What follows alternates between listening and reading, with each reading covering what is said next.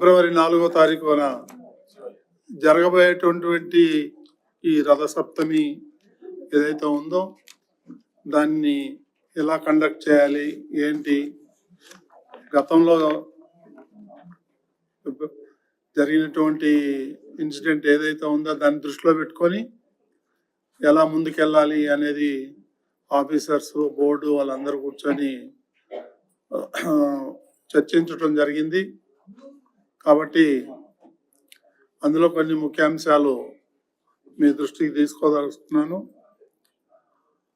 ప్రతి సంవత్సరం జరిగేటువంటి శుక్లపక్ష సప్తమి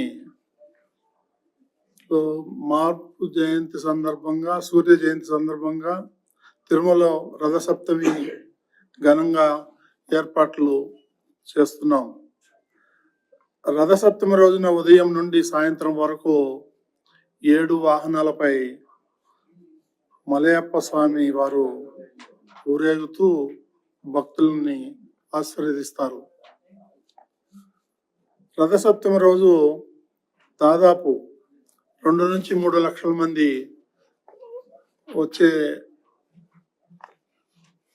అవకాశం ఉంది. కాబట్టి దానికి తగ్గట్టుగా అన్ని ఏర్పాట్లు చేయటం జరుగుతూ ఉంది.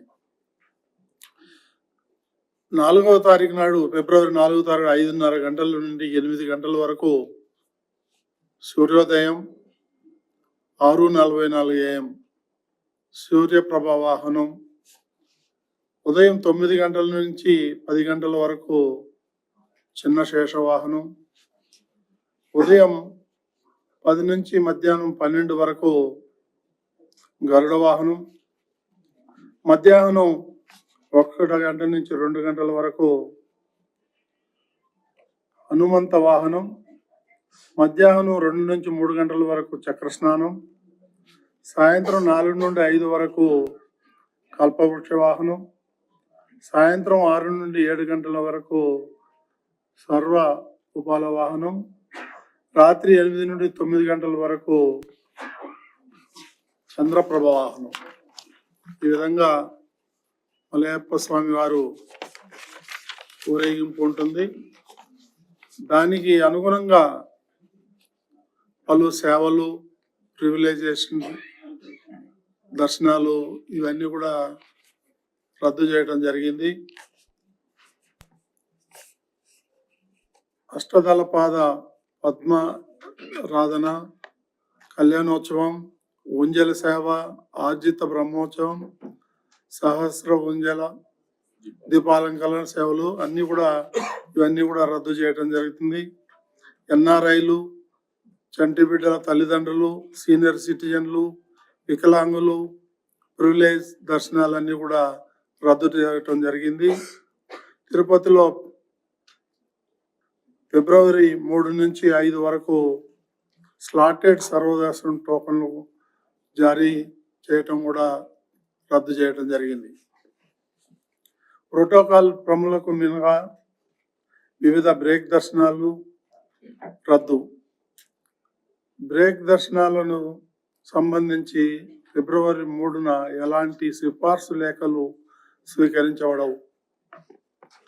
అదేవిధంగా ప్రత్యేక ప్రవేశ దర్శనం, ఎస్ఈడి టికెట్లు ఉన్న భక్తులు వేచి ఉండకుండా నిర్ణీత సమయంలో మాత్రమే వైకుంఠ క్యూ కాంప్లెక్స్ వద్ద రిపోర్ట్ చేయాలని చెప్పి భక్తులందరికీ కూడా విజ్ఞప్తి చేస్తున్నాం.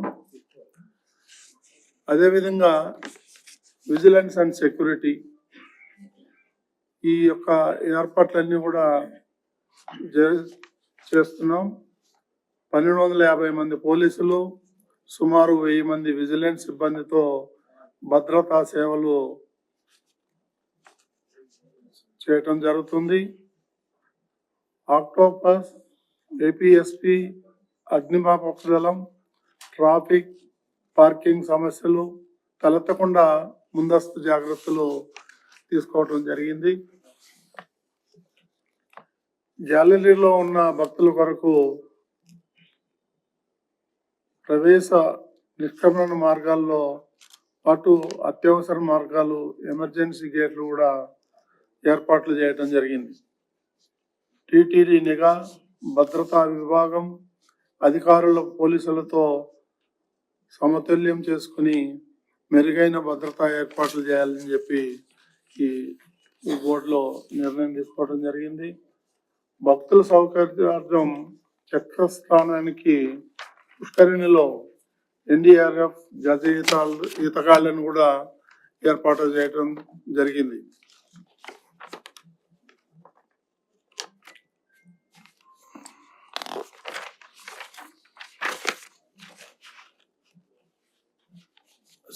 సీనియర్ అధికారులు ఎవరైతే ఉన్నారో వాళ్ళందరూ కూడా పిలిచి ఈరోజు చర్చించడం జరిగింది. మాడవీధిలో భక్తులకు అందుతున్న సౌకర్యాల పరిశీలనకు సీనియర్ అధికారులతో నిరంతర పర్యవేక్షణ కూడా జరుగుతుంది. అన్నప్రసాదాలు ఉదయం నుండి రాత్రి వరకు గ్యాలరీలో వేచి ఉన్న వ్యక్తులకి తిలకించడానికి వేచి ఉన్న భక్తులందరికీ కూడా నిరంతరంగా తాగునీరు, మజ్జిగ, సాంబార్ అన్నం, పెరుగు అన్నం, పులిహోర, పొంగలి వంటి అన్నప్రసాదాలు నిత్యం సరఫరా చేయటం జరుగుతుంది. అన్నప్రసాదాలు ఉదయం నుండి రాత్రి వరకు గ్యాలరీలో వాహనాలను తిలకించడానికి వేచి ఉండే భక్తులకు నిరంతరంగా తాగునీరు, మజ్జిగ, సాంబార్ అన్నం ఇదివరకే చెప్పాను, అవన్నీ కూడా అందరికీ ఉదయం నుంచి రాత్రి వరకు వాళ్ళందరికీ కూడా ఇవ్వటం జరుగుతుంది. ఇక భక్తులకు చలికి కానీ ఎండకు కానీ ఇబ్బంది పడకుండా వాళ్ళకి కూర్చున్న గ్యాలరీల మీద ఈ టెంట్లు లాంటివి కూడా ఏర్పాటు చేయటం జరుగుతుంది.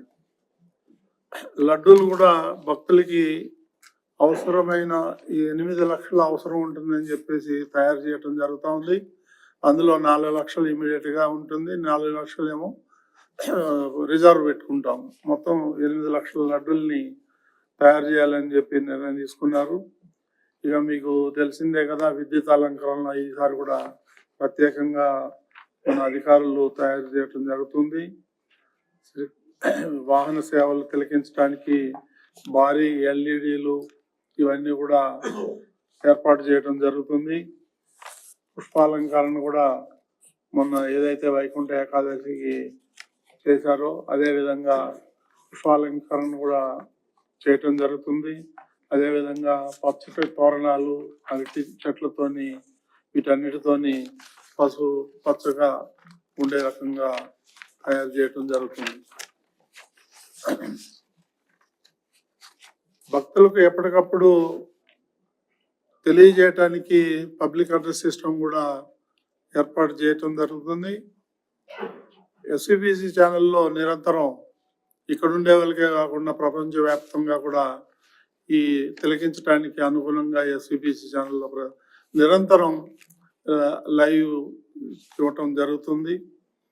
అదేవిధంగా శ్రీవారి ఊరేగింపు జరిగేటప్పుడు వాహనాల ముందర సాంస్కృతిక కార్యక్రమాలు ఈసారి ప్రత్యేకం, చాలా బ్రహ్మాండమైన ఏర్పాట్లు చేయటం జరుగుతుంది. శ్రీవారి సేవకులు గ్యాలరీలో వేచి ఉండే భక్తులకు ఎప్పటికప్పుడు అన్నప్రసాదం ఇవన్నీ కూడా నిరంతరం ఇవ్వటానికి ఏర్పాట్లు చేస్తున్నారు. ఇది అదేవిధంగా పారిశుద్ధ్యం కానీ వైద్య సేవలు కానీ ఇవన్నీ కూడా అందుబాటులో ఉంటాయి. ఈ విధంగా గతంలో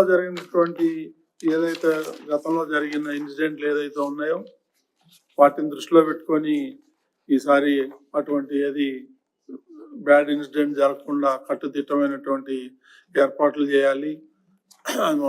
అధికారులందరూ కూడా అలర్ట్గా ఉన్నారు. ఈ కార్యక్రమం దిగ్విజయంగా జరిగే విధంగా చూడాలని చెప్పి మీ ద్వారా భక్తులకు కూడా విజ్ఞప్తి చేస్తున్నాను. ఎలాంటి తొందరపాటు చర్యలుగా తీసుకోకుండా నిదానంగా వచ్చి దర్శనం చేసుకునే విధంగా వెళ్ళాలని చెప్పి మనవి చేస్తున్నా.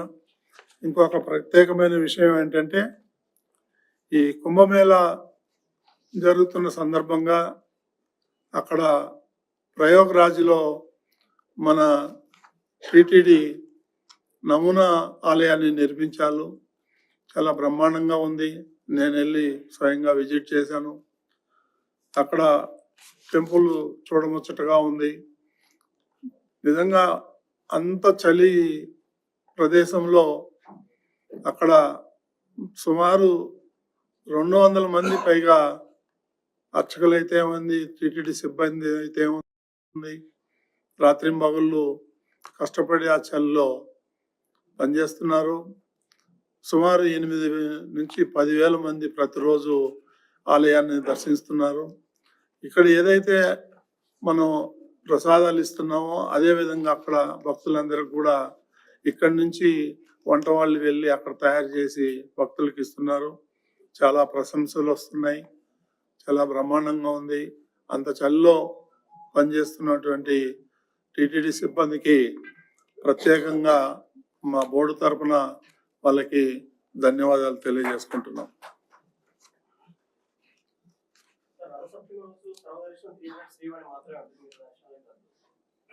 ఏ దర్శనం అన్ని సేవలు రద్దు చేసి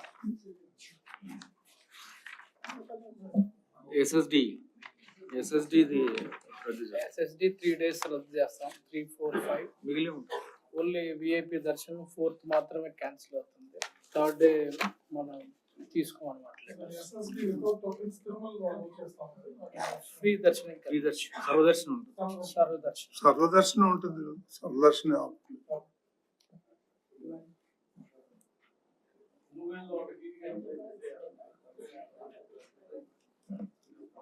దాని మీద అక్కడ పోలీసు వారికి చెప్పడం జరిగింది, ఎఫ్ఐఆర్ లాడ్జ్ చేయడం జరిగింది. వాళ్ళు కూడా ప్రయత్నాలు చేస్తున్నారు. మా సివిఎస్ఓ విజిలెన్స్ సైడ్ నుంచి కూడా టీమ్స్ వేసుకుని వాళ్ళు ఈ సీసీ కెమెరాస్ నుంచి వెరిఫై చేయడం ఇవన్నీ కూడా చేస్తున్నారు. సో దాని మీద చర్యలు తీసుకున్నాం. Sir Tirupati stampede Tirupati stampede incident తర్వాత మీరు ప్రిలిమినరీ రిపోర్ట్ గవర్నమెంట్కి ఇచ్చారు. జ్యుడిషియల్ ఎంక్వైరీ జరుగుతోంది. అసలు ల్యాప్సెస్ ఎక్కడ జరిగాయని చెప్పి టీటీడీ అయితే రివ్యూ చేసిందా దానిపైన? ఆల్రెడీ జ్యుడిషియల్ ఎంక్వైరీ చేయడానికి రివ్యూ అవసరం ఉందండి. వాళ్ళ పని వాళ్ళు చేస్తారు కదా. జ్యుడిషియల్ ఎంక్వైరీ ఓకే వాళ్ళు చేస్తారు. అయితే టీటీడీ కూడా ఇలాంటి ఇన్సిడెంట్ రిపీట్ కాకుండా ఉండడానికే కదా ఇప్పుడు అదే కదా ఈ రోజు ఎమర్జెన్సీ మీటింగ్ పెట్టిన కారణమే అది. ఆ రోజు ఇన్సిడెంట్ కి ఎవరైనా బాధ్యులను చేశారా? ఎంక్వైరీ జరుగుతుంది కదండి. ఎంక్వైరీ జరిగిన తర్వాత బాధ్యతల మీద చర్యలు ఉంటాయి. అది గవర్నమెంట్ ఆల్రెడీ ఎంక్వైరీ ఆర్డర్ చేసింది కదా అండి. చేయకూడదు.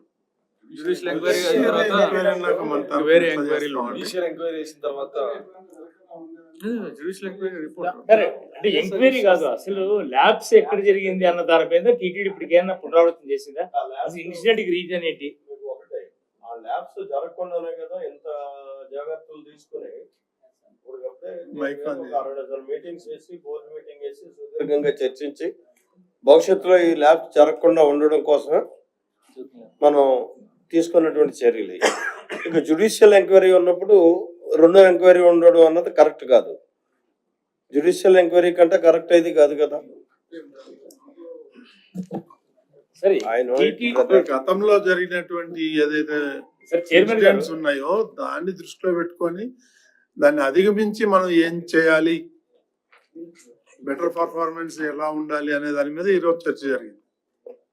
ప్రభుత్వం ఆల్రెడీ ప్రాథమిక చర్యలు తీసుకుంది కదన్నా. సరే ఓకే.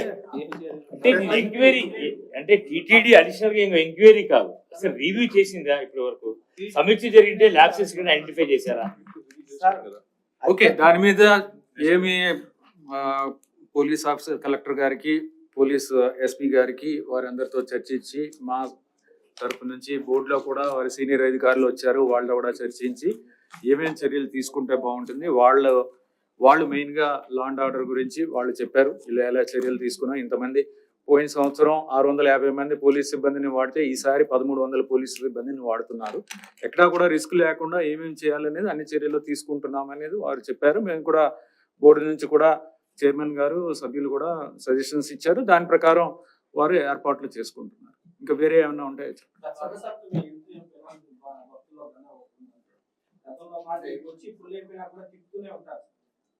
జనం లోపల ఒకసారి ఫుల్ అయిపోయారు. నైటే వచ్చి పడుకునేస్తున్నారు. గ్యాలరీ ఉదయానికంతా వచ్చే భక్తులకి ఎక్కడికి వెళ్ళాలో తెలియదు. అంటే ఇప్పుడు ఫుల్ అయిన తర్వాత చెప్పావు కదా. ఫుల్ అయిన తర్వాత ఇంక మార్నింగ్ వస్తారు సార్. అవును, ఖాళీ అయ్యేదాకా పోలీసు సైడ్ నుంచి లోపలికి వెళ్లకుండా, క్రౌడింగ్ జరగకుండా, ఓవర్ క్రౌడింగ్ జరగకుండా వాళ్ళు పోలీస్ సైడ్ నుంచి చర్యలు తీసుకుంటారు. విజిలెన్స్ సైడ్ నుంచి, పోలీస్ నుంచి అవన్నీ ఆల్టర్నేట్ గా స్క్రీన్స్, ఎల్ఈడి స్క్రీన్స్ పెట్టడం, ముఖ్యమైన కూడళ్లలో అక్కడ హెచ్డి ట్రాన్స్మిషన్ చేయడం, మాడవీధుల్లో జరిగే వాహన సేవలు అవన్నీ వీక్షించడానికి ఈ ఏర్పాట్లన్నీ చేస్తున్నాం. బ్రహ్మోత్సవాలు కూడా చేసాం, అవి కూడా కంటిన్యూ చేస్తున్నాం.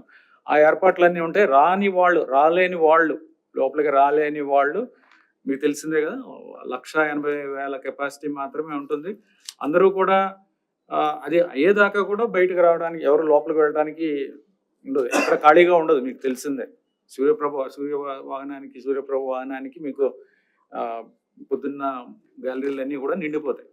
ఇంకా మిగిలిన వాళ్ళు బయట నుంచి చూసుకోవాల్సి వస్తుంది.